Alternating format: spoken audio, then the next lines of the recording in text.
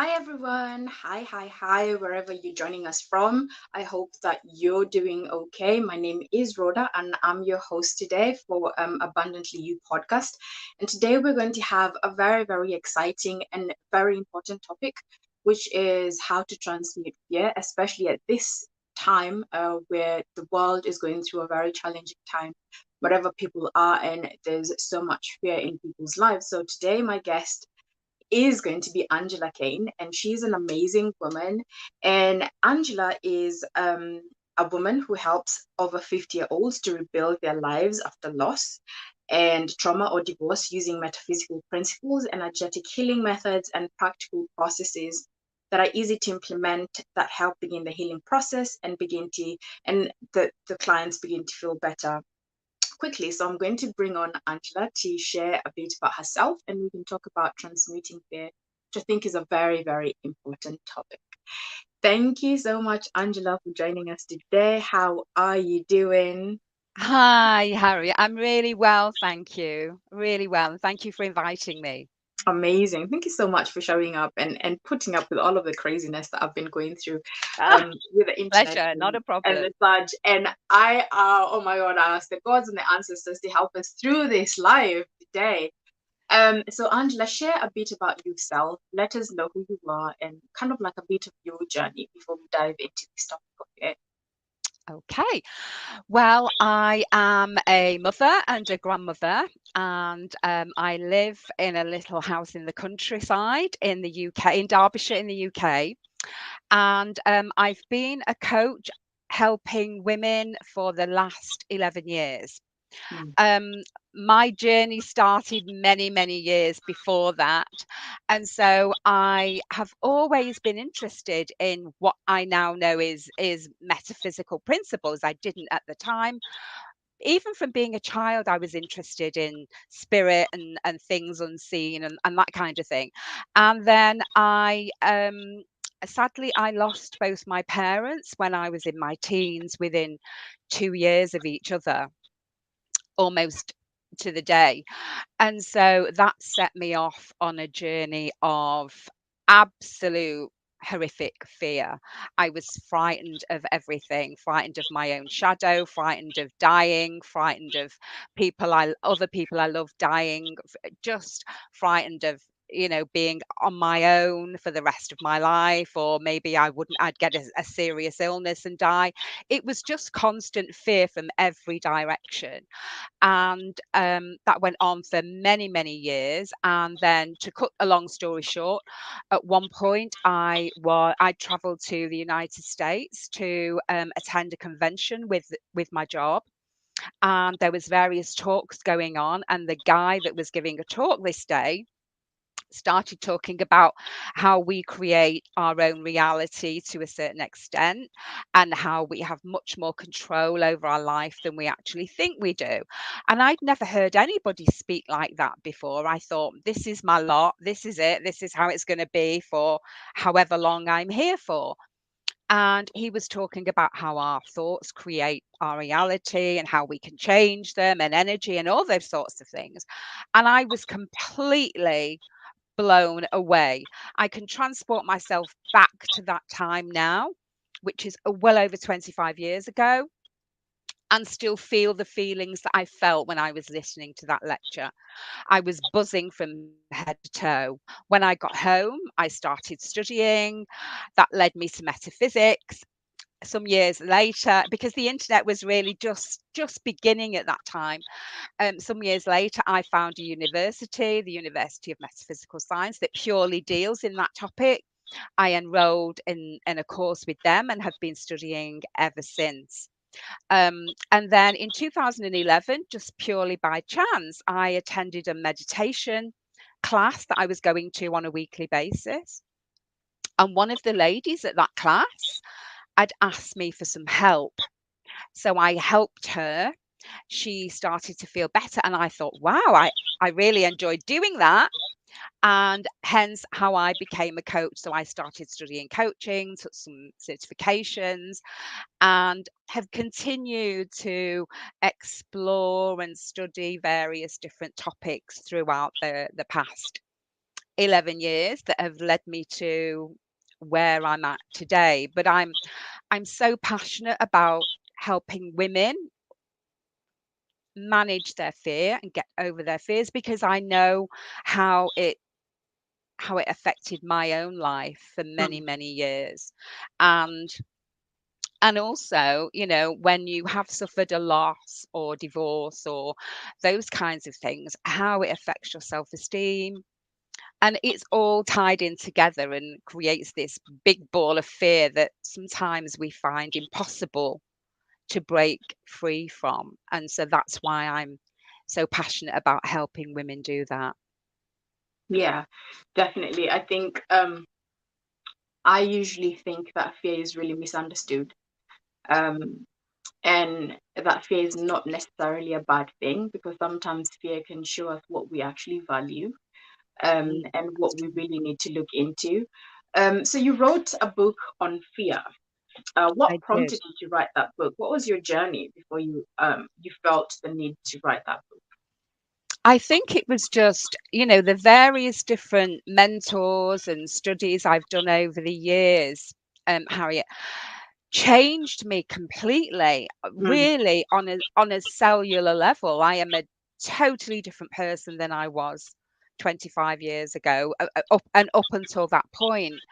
And I feel so blessed now to have the understanding and the mm, knowledge that I've gained over this period of time. And yes, of course, we still we face challenges and fears and things, but not to be stuck in that place, not to live there on a yeah. daily basis is such a gift. And also, I think you're 100% right that fear is meant to keep us safe and, stop us walking off a cliff or in front of a bus. And so I think sometimes what people feel or think is fear is really anxiety, because they're worrying Yeah. about what's going to happen, or they're ruminating on what has happened in the past, which could cause, them to feel depressed Mm, and think there's no hope. mm, But anxiety is a terrible thing, and there are different levels. I've come across many women that some women have it a little bit, some women it's absolutely chronic. mm, And learning how to, differentiate between what is a real fear and what is what I call a fake fear. Is it something that we're worried about that hasn't yet happened? mm, And if because we're told, that we create our life by our dominant thoughts. And if our dominant thoughts are of doom and gloom and everything that we don't want to happen in our life, which is exactly what I was doing, then the chances are that is going to happen in some way, shape, or form mm, as we move through life. mm, And being able to correct those thoughts, to control the mind to a certain extent, and to focus, to completely flip our focus around and focus on what we want to happen mm, rather than what we don't want. And mm, those are the things that have helped me so much. And I I just felt like I wanted to write about it, because I know I've read many, many books over the years and I've never had any contact with the author, but something has jumped out at me from various different books that have really had an impact. yeah.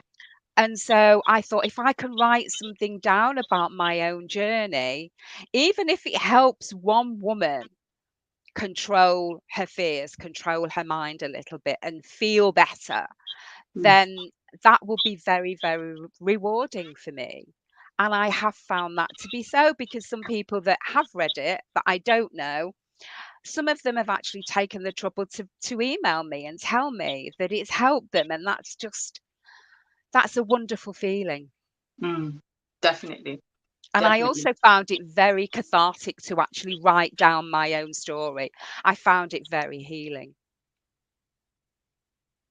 Yeah. I mean, you've said several things here that I would like for us to unpack. with regards to anxiety and fear, because most of the time people actually experience anxiety. It's not really fear. Yeah. So how can people recognize what they're feeling, because it feels similar, but it's a totally different emotion? How can someone who's watching this, who is in a room somewhere or in a house, who's going through emotions and they're not sure what it is it anxiety, is it fear, how can they identify what it is? Well, I think, what I call fake fear. I mean, obviously, the situation that the world is in right now it's in a really difficult, terrible state. And what we hear on the news is fear, fear, fear, fear of climate change, fear of food shortage, fear of dying, fear of pandemics. The list goes on and on and on. And if we're listening to all of that, the brain waves slow down when we're watching TV. And so the chances are that that information is going into the subconscious without you even realizing it. You're being brainwashed by what we're hearing all over the news and the media channels. And so certain things like world events, it's unlikely that we can change those. But if we have a real fear, like, our life is in danger, or we're suffering some kind of violence or something like that, then that's very different. But so that is a real fear. But if it's fear of what's going to happen with climate change, or what's going to happen with the gas and electric, and that's gone crazy at the moment, and those are the sorts of things, they are anxiety. That's anxiety, that we're living in anxiety. And when we think those thoughts of, oh my God, what am I going to do? How am I going to cope? Then that sets off a chain of chemicals being released into the body. So the anxiety chemicals, the fear chemicals are adrenaline and cortisol. And when our body is full of those chemicals, we feel absolutely dreadful.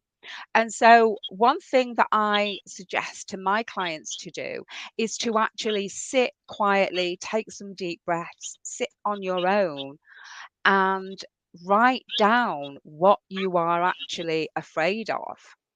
What are you worrying about? And then ask yourself the question, is this true? Is it really true? Is this happening now? Or are you worried about something that's going to happen in the future?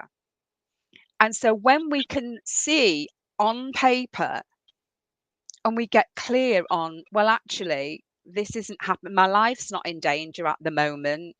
This is something that I'm really worrying about that may or may not happen over the coming months or years.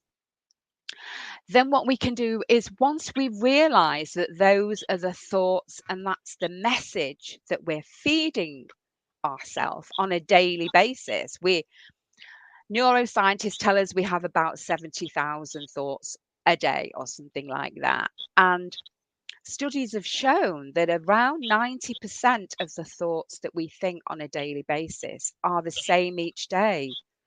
And so if they are all fear-based, doom and gloom, what's going to happen? I'm going to be sick. I can't pay my electric bill. What's going to happen with my relationship? All of these things, if that's all we're thinking about, we're setting off that concoction of chemicals in the body that's making us feel worse. But they are actually not real fears at the moment. And I think most people live in the future or the past. They're not really in the present. And Mm, if we can bring ourselves into the present, write down what we're really afraid of, and then look at those fears and think, is this happening now? If not, how can I stop thinking about it? How can I stop feeding my mind these stories of fear and doom and gloom? And whilst we can't stop thinking, because that's the way we're wired, we can actually change those thoughts. And that was something I didn't realize, that couldn't change, that I could change the thoughts that I was having. And yes, that takes some practice to do, but it's possible. It's absolutely possible. And when we do that, change those thought processes to more positive things, then that calms down our central nervous system and we start to feel better. We really do start to feel better in our physical body. And that's apart from the messages that we're sending to the universe that are more positive, that are more about what we do want, then that's the frequency that we're emitting. And then we're much more likely to receive those positive things into our own life. So I think that's really, really powerful to actually get clear on what you're afraid of or what is causing your anxiety. I would say that's the first step. Definitely. So I don't know if you've read this book by Darren Hardy, The Compound Effect, and he actually does talk about what we consume.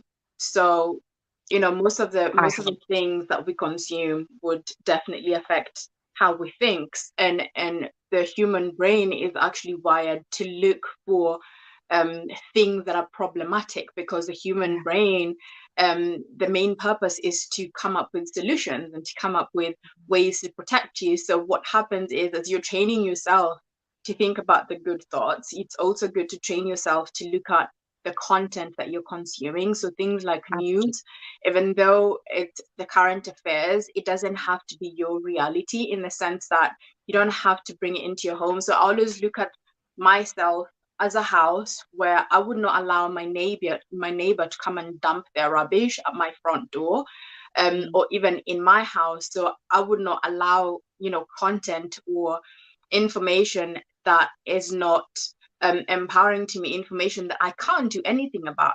For instance, I can't do anything about the war in Ukraine, and I can't do anything about the gas prices, but I can do a lot with how I think and how I respond to the crisis, which is, how else can I spend how can I use my energy wisely, and where can I cut out on different things so that it doesn't, you know, the cost does not affect me. So focusing more on things that you can change rather Mm. than what you can't change, because anxiety really is about trying to solve things that you have no power to change. You don't have the power to control tomorrow, but you have the power to control today. You don't Mm. have the power to control what happens in a month's time, but you have the power to control what you actually do now. So I think it's always about what you were saying, bringing people back into the present moment. What can you Mm. actually do now to make a difference?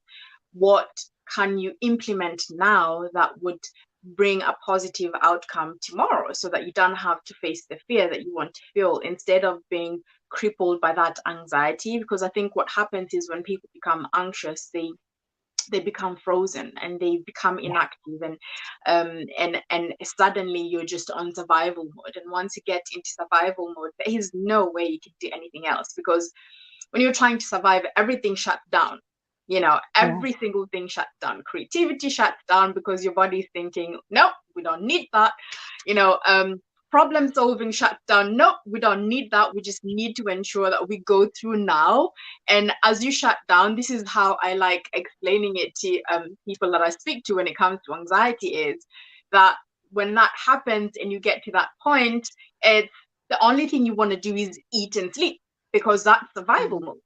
You want Mm. to do the least you can do, because your body is just thinking, no, we don't have energy for that. We don't have energy for that. Mm. You know, and you literally put your body in this state, because, as you quite rightly say, with regards to the mind, so much information that we send, you know, the things that we consume, we spend thinking about, you start sending that information to your body, because your body does not know the difference. Your body Yes. does not know whether the event is happening when you, whether you're in Ukraine or not. It does not know, Yeah. because your mind has taken it there. So your body Mm. is thinking, right, what do we do? We're in a war zone now. What do we do? How do we protect ourselves? You know, and in the case where people were running for tissue paper and everything else, it really was that, wasn't it? Yes. Because everyone It just was panicked. panic. Mm. Yeah, everyone was panicking, and logic, you know, did not exist. It was panic, survival. How can we hold? How Mm. can we ensure that we have enough for tomorrow? And it was unnecessary, you know. Yeah, So completely. um thinking about anxiety, it sometimes when you think back, and I love how you say being in the present moment, because when you're in the present moment, you're literally thinking, okay, does this actually make sense? You know, Mm, is the reality that I will not be able to afford my bills next month? Is that the mm, reality? How much mm. money do I have? How much money is coming? How can I be wise about this? Is Yeah. it real that I will not be able to have this? Is it real that we will run out of this? And what are the chances of that happening? Mm. Obviously it's easy to say that now because we have trained our bodies and our minds not to Yeah, be in that state. of course. But I mean, all of these things, if it was easy, everyone would be doing it. It's something that we need to retrain our body because we are primal beings. So I want us to Yeah. really talk about how to process and how to transmute this fear. When anxiety comes, obviously, that is it. How about let's look at fear, because when we think about fear, and there's some fears which are valid. If Mm. your loved one is in hospital and Yes, you're not sure if they're going to survive, that is valid. absolutely. Um Yeah. there are fears which, if something happens and everything is so uncertain, like if you lose your job and you don't have another job and you've got bills to pay, that is a valid fear because you Yeah. don't have a way out. At that Mm, present moment, that is your reality. mm, um so for anyone listening to this and they're thinking, oh, you just don't understand, things are just falling apart, my children are like this, or I don't have a way out, or this is what is going on in my life, how can they actually transmute that feeling of being afraid to being present and being able to really nurture their body and their nervous system to be able to navigate what they're feeling? Well, you're 100% right, Harry, on everything that you've said there. And yes, of course, there are real fears, and there are the anxiety Yeah. issues that we think about, and that are fears. And so, as I said earlier, that the thing that's helped me, and I've I've suggested it, and I know a lot of my clients do this, is that they set little timers on their watch or their phone or whatever, and periods throughout the day, 3 or 4 times throughout the day, they stop and they think about, right, what am I feeling right at this moment? How do I feel? If I feel anxious, what actually am I thinking about? Because we have all these thoughts going on. Sometimes we don't even really know what we're thinking about until we become absolutely focused and present. And Mm, when we do that, we can sort of, if you imagine a movie screen, or you're watching the TV and the credits are going past, if you can think about, just sit quietly and think, what am I thinking about? Because whatever you're thinking about is causing the mm, adrenaline and the cortisol to make you feel the way that you're feeling in your body. And I think if you can write them down, and another thing that you can do is, if you're really feeling that crippling fear, is to change your state. This has helped me a great deal. And it can be something like listening to a piece of music that I find really, really relaxing. What helps me enormously is to get outside and go for a walk. I'm fortunate to live in the countryside, and so I walk outside my front door, and it's all hills and fields and cows and sheep and so on. But if you go for a walk, and I know might sound a bit crazy, but if you can go and put your hands on a tree or lean your back against a tree, the energy coming from that tree will mm, calm you down. Another thing that I've been doing this year, which probably some of my neighbours think I'm crazy, is that no matter the weather, I will go and sit outside in the garden, and I will take my shoes off and I put my feet on the wet grass. And it really, really helps me I feel more grounded. I feel more in control. And mm, even if you do that for 5 minutes a day, it really, really helps, mm, because all of the, the EMFs from the TV, from the phones, everything that we're bombarded with, all of those things actually drain our own inner battery. And when we're drained, as you were saying earlier, we haven't got the energy, we haven't got that capacity to actually think, hang on a minute, what am I thinking here? How am I going to change this thought to something that's more calming to my mind and body? Because if you ask yourself, am I okay in this moment? The answer is usually yes. mm, Even if it means, I don't know how I'm going to pay my electric bill in October or November. You have no idea what's going to happen for you between now and November. Things can change in the world in a second. Look how, I yeah. went on holiday over 2 years ago, came back, and we were in a pandemic. And that was within 7 days. The world had changed. So we don't know what's going to happen. Things can be sorted out, they might be, but worrying about what's going to happen next week, next month, next year is not going to help you at this moment. So sit quietly, write your thoughts down, or go for a walk, or put a piece of music on, go onto YouTube and find a 15-minute exercise routine and move your body. Because if you move your body, you're actually moving the adrenaline out of the body. Mm, We're not supposed to have those kinds of chemicals in the body for long periods. Going back to ancestral days when we were cavemen, we'd have this burst of energy because we had to fight a bear or a tiger, and then we'd run away or we'd fight it with whatever we had, go back to the cave, and all the adrenaline and cortisol would have gone. We'd go back to a relaxed state. But nowadays, because of the constant doom and mm, gloom and anxiety and pressure that we're all under of a different kind, most people live in that fight or flight mode virtually all the time. We've forgotten how to relax. We've forgotten how to calm ourselves down. mm, And that innate wisdom is still in there. We just have to find it, and we have to practice it. mm, We have to take some control and some responsibility here and think, I don't want to feel like this anymore. What am I going to do to change it? Because only you can change it. You and I would change it for somebody, Harriet, in a second, but we can't change what's going on, the workings in somebody else's body. They have to do it.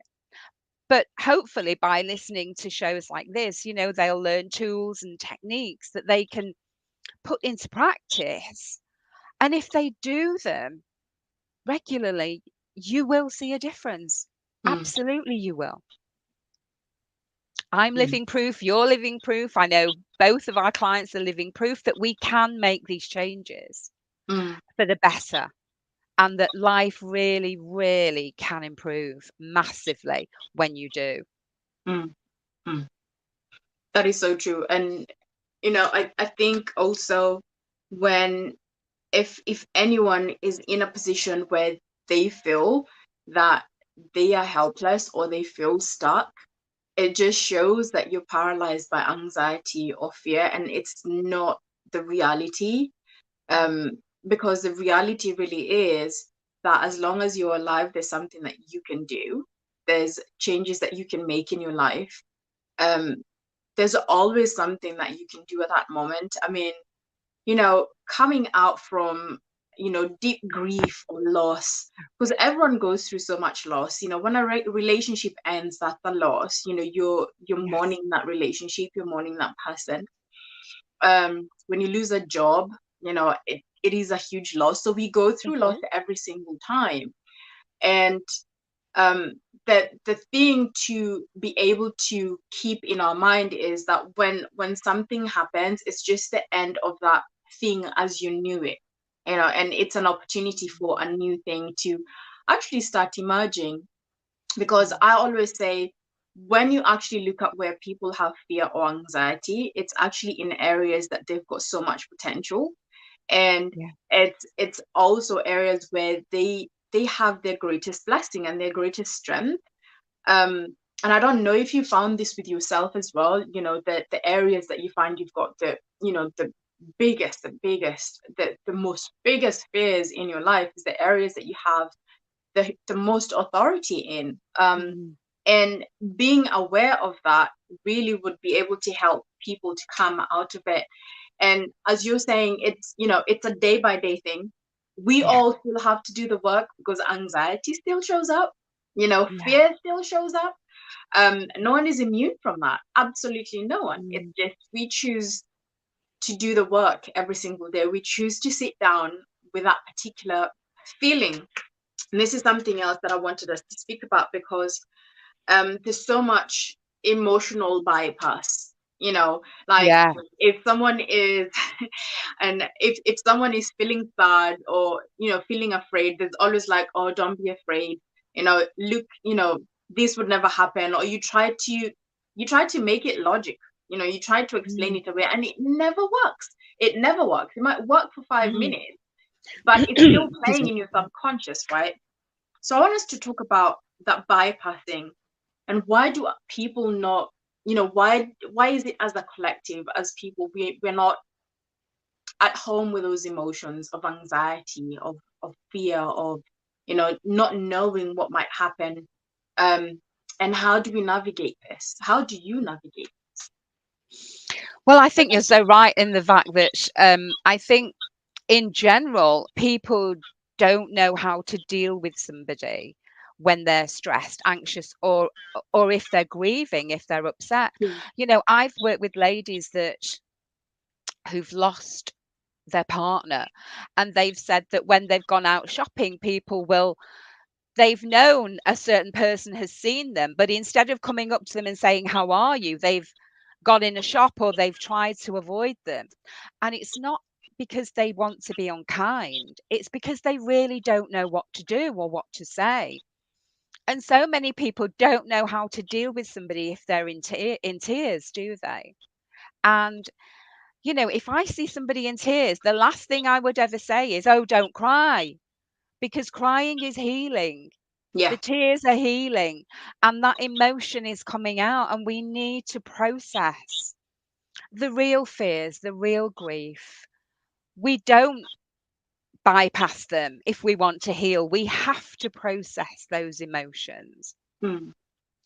And so I think people are just really, or they feel they're unequipped to Mm. deal with fear and mm, emotions. And many years ago when I worked in corporate, if somebody was crying, people would just, "Oh my god, stop, everything's going to be okay." And that's not helping the person that's actually crying, is it? Shut up and you're going to be okay. It's looking at, am I feeling real sadness here? And if the answer is yes, then the tears and the emotion and the crying are meant to happen. You're meant to release those emotions because that's how you will heal. Mm. So bypassing for real issues of grief and fear are the worst thing you can do. Yeah. It's the false fears that the anxiety fears of worrying about everything under the sun. Those are the things that you can stop and do something about. The real fears, for anybody that's actually listening at the moment that's going through grief, or have a partner that's sick or whatever, then they are real emotions that need to be processed. Mhm. And so, you know think about the things, cry, beat a pillow, get in your car and scream your head off. Allow those emotions to come out and pass through you, because they're the only way you will start to feel better, that you can start the healing process. Do not, keep them doff down like we're supposed to do in this country, stiff upper lip and all of that, because that's not going to help. And then the energy, the fear, it gets stuck in various parts of the body, and over time that stuck energy can create sickness and Mm, illness. So it's very important that we process our true emotions, our real feelings. But also, it's important to look at, is this a real fear? Is this a true sadness I'm feeling? Or is it something that I'm worried about that may happen? And if that's the case, then what you're dealing with there is anxiety and the things that we mentioned earlier, writing them down, changing your state, doing a bit of exercise, going for a walk, drinking some water, even making mm, sure you're hydrated. All of those things will help you massively if you do them, and if you do them on a regular basis. I mm. feel so much better when I've sat out in the morning and walked up and down the grass with no shoes on, and feel the earth under your feet. It's actually quite, it gives you a feeling of security. Mm, There are so many things that we can do, just being out in nature, getting light on our skin, daylight on the skin, because all the electrical impulses that we face mess about with our circadian rhythms, with our natural body clocks. And usually if we have anxiety, we're not getting good sleep. We're mm. not having restorative sleep. We're waking up shattered, tired, and then we haven't got the energy to actually focus on making ourselves feel better. Yeah. So lots of little things we can do. Just, normally after a certain time in the evening, if I'm on my phone or working on the computer, I will wear blue light glasses to block the blue light. I put a program on my computer that actually blocks certain light, so that I'm not being bombarded completely with the electromagnetic fields that actually drain us totally. Mm, And it's just putting little things like that into practice on a daily basis. And those little things, you won't feel any different for a while, but adding little things in over time collectively make a huge yeah. difference. Yeah. So we have to take care of our body, we have to take care of our mind. What kind of thoughts are we processing? We also have to nurture our spirit, don't we? Mm, Loving ourselves and realizing that we're not just a body, we're not just a mind. We are a spirit, we are a mind, we are a body. We're all three. And taking care of each one of them equally, yeah. we then feel aligned, and we feel much more ready to cope with the challenges that we face on a daily basis. Mm, So it's a real holistic approach, I think, Harriet, that we have to look at all aspects of our life, and where are we failing to care for ourselves in mm, each of those areas, and what can I do to start nurturing myself in each of those areas. And over a period of weeks, you will feel the benefit of it without question. You will. mm. That is true. I mean, I agree with everything you've said, especially standing outside. I love going to the park and just taking off my shoes and having my Yeah. feet touch the grass. It's the Yeah, most amazing, amazing it feeling is. ever. Just surrounded by trees and everything, and I just have myself there barefoot, and I walk through the park barefoot. I really love doing that because I find whatever I'm going through, once I step on the ground like that, I just feel Yeah. so grounded, and you know the energy transfer is just amazing. I completely feel grounded, which for me is kind of like a way that I quickly do it. But I Yeah. also know that in transmuting all of this emotion, sometimes you have to go, you have to do the thing that you don't really want to do, and that is actually sitting down with that emotion.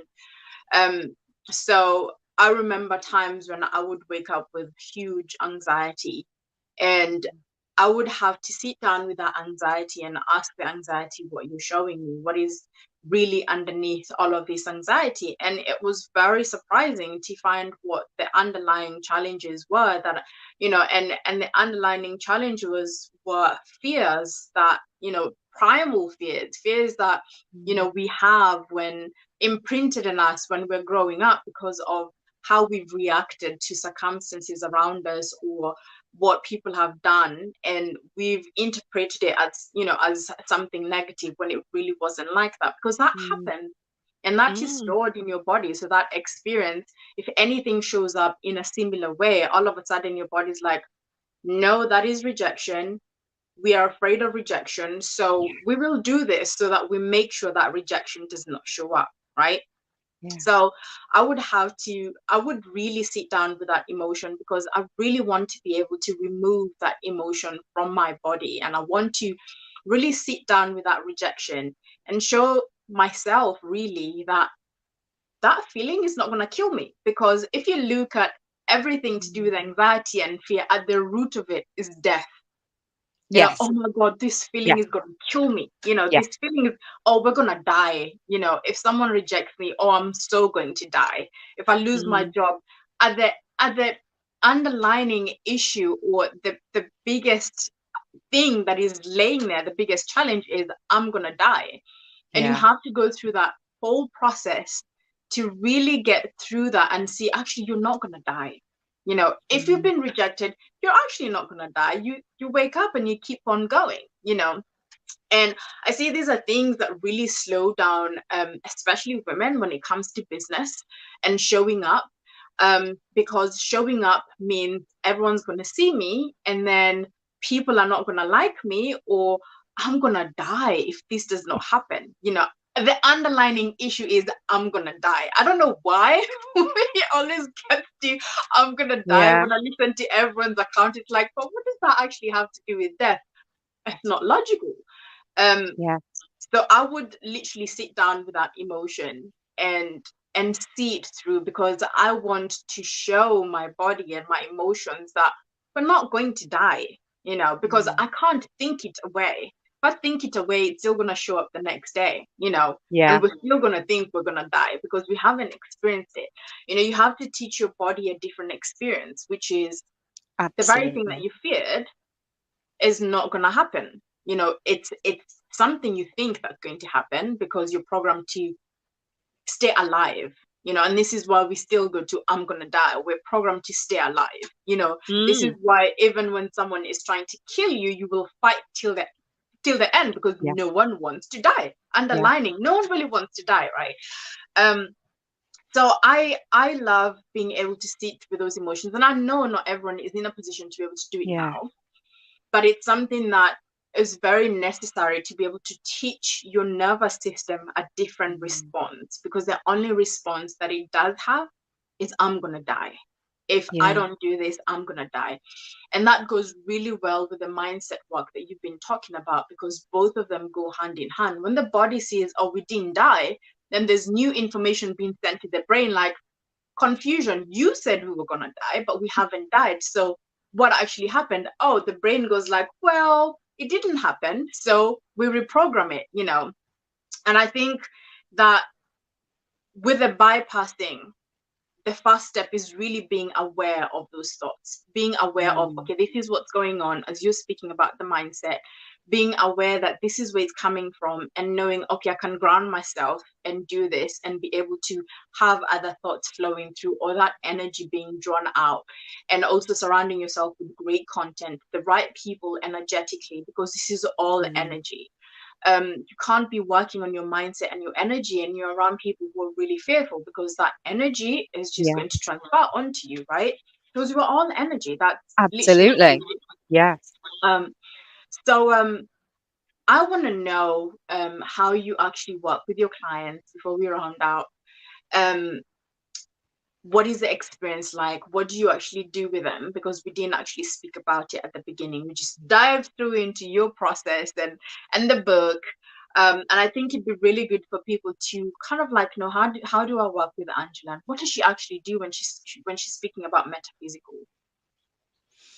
Well, I have a process that I take everybody through, but but it's also very individual because I work one on one with people, and so obviously we have a real in-depth deep dive conversation as to how they're feeling, what's going on in their life at that time, and where they want to ultimately be.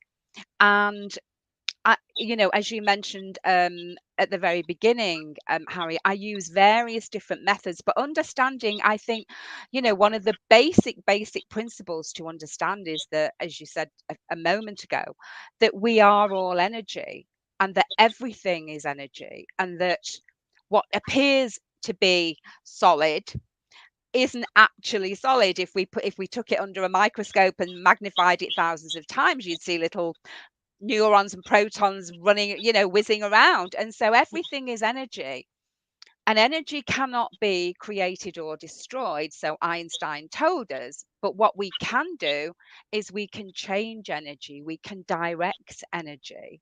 We if we look at, ice, water, and steam, that's all energy, but in different forms.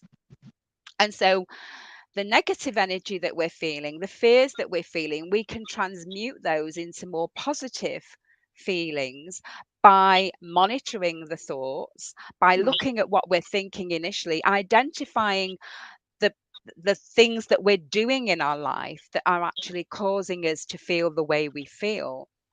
I also work with my clients on the on human needs psychology, so finding out their two dominant needs. And that kind of usually opens up a few aha moments because they have a deep understanding of why they're behaving the way they're behaving. And then we can kind of see a pattern of what's happened in their life. I take them through a timeline of various stages in life of the things that have happened. And virtually every time we can see a pattern of why they believe certain things that they believe, why they've behaved the way that they've behaved. They've carried these beliefs around with them for some of them for 50, 60 years, depending on the age of the person. And then it's going back in going back through the wounds, as I call it, because we're all wounded, aren't we? We all suffer these wounds as we grow, and taking them back through the wounds, but actually from a different perspective, from a more aware perspective, from understanding, oh, this is what happened to me. It changed my perception of myself, of the world around me, of the people that I interacted with, because we're so programmed from the TV, the media, school, parents, relatives, friends. We're so programmed. By the time we get to, I think it's 35, I think it was Joe Dispenza says that we are just a set of habits and programs, that the actual free thinking that we think we don't really do. Most of the thoughts and beliefs are not really ours mm, if we really sit down and analyze them and challenge them. We can think, well, why do I believe that? I don't know. Where did it come from? But then when we get to that stage, we can think, well, has this belief served you so far at the age you're at now? And if the answer's no, do you want to let it go? mm, Do you want to create a new set of beliefs and a new set of rules to live by that are going to enhance your life, make you happier and healthier and more successful in life? Because I think we all want to be happy ultimately at the end of the day, don't we? We all want to be healthy. We all want to be happy. We have most of us, the path's different, but we're quite simple in some ways, that we all really want the same things. We want happiness, peace, safety in our lives. And we can achieve that, but we have to achieve it by doing the inner work. We can't achieve that by buying things and doing things outside of ourselves. Buying a new car, it's great for a few weeks and then you go back to feeling how you were feeling before. Many of the women I've worked with have been shopaholics. They've shopped constantly, buying new things all the time to try and make themselves feel better, because ultimately our emotional life creates our life, whether that's good or bad. The way we feel, everything that we do is because we want to feel a certain way. We're And when we, constantly soothing our nervous system. Yes. yes, Mm. and when we really get that and we really focus on the things that can help us feel better inside, that is the only way to create permanent change. And then you will see, as I know you and I've experienced, Harriet, that the things on the outside begin to change. Yeah, It's a journey of self-discovery.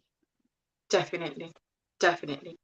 Thank you so much, Angela, for coming in. I will have Angela's information on this broadcast, and you can be able to reach out to her through Facebook, Instagram, and her website, and all the amazing information that we're going to put there. I just want to thank you so much for coming in and sharing your information. I mean, guys, today has just been a crazy day. I had a power surge and then got kicked out by StreamYard. And Angela's been just so amazing. So thank you so much for being so graceful. Um, and for coming and sharing your expertise and and your journey. And I think you've had an amazing journey. I think you're an amazing woman, and I can't wait to see what else comes up for you, and all the fun stuff and the good stuff that I see you posting as well. I am so looking forward to seeing more of that. And I'm sure when everyone connects with you as well, they will be able to glean from you, because there's so much wisdom from your lived experience and your skill set. And before I actually sign out, guys, I am going to have this shameless plug. Yes, we do this every single week. To join our spiritual membership. So it's a spiritual and business membership. It's 2-in-1. And what I'm doing is, I've always been interested in business. My background is in business, and I love spirituality. It's in my veins, and I love combining the both, because I think spirituality is business. And for me, both of it go hand in hand. We are spiritual beings, whether you believe in a supreme being or not, we really are. And I am always fascinated by the information that comes forth. What we've been speaking today about, transmuting the fear, that is spirituality. There's so many things that we can learn to enhance our lives and enhance how we do business, how we show up, and how we live a fulfilled life. And I am so passionate about doing all of that. We will be having guest speakers, so it's not just going to be me.